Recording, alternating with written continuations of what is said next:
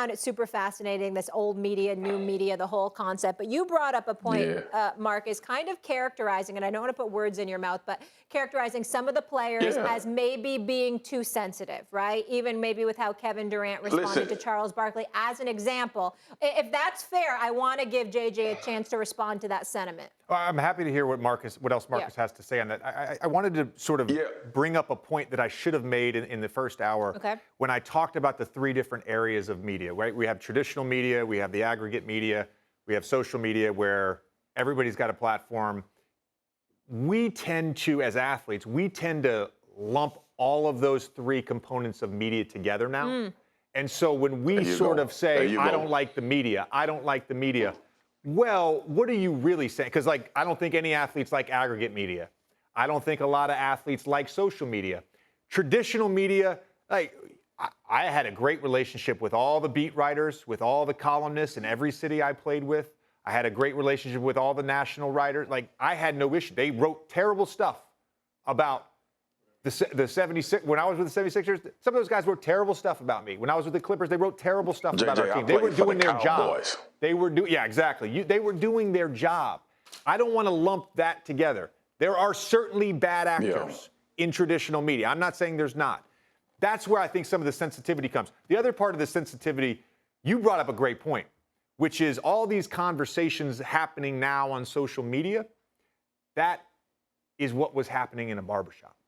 And so now players are privy to every conversation. A simple search of your name on Twitter, and you can see, we need to have a conversation about so-and-so. Click, read the replies. Not good for you. And so I think a lot of the sensitivity comes from those two things. It's the lumping of the media together, and then it's being privy to those barbershop conversations. No doubt, JJ. And to your point, Molly, I'm glad you brought that back up because, sensitivity, everybody has a threshold, right? Everybody has something when I'm not going to allow you to associate my name or attach my name with something that's a falsehood or just a flat out lie, or you could be wrong without any malice intent. You have to try to figure out how to decipher it because that is going to ultimately determine how you react to whatever is written or said about you. JJ, I don't have a problem with guys being sensitive when it comes to protecting whatever their identity, their name, image, and likeness, their reputation, their brand. My issue becomes when you trying to mask it. Just say, look, bro, that made me, that either, if it didn't hurt you, it pissed you off, or it made me mad. And just say that. Say that made me mad. But stop, I see a lot of these guys and their responses. And I think for me, and what I've enjoyed about you being on television, dude, I respond how I respond on social media, how I'm going to respond to your face. That's how I respond if I'm going to respond to anybody.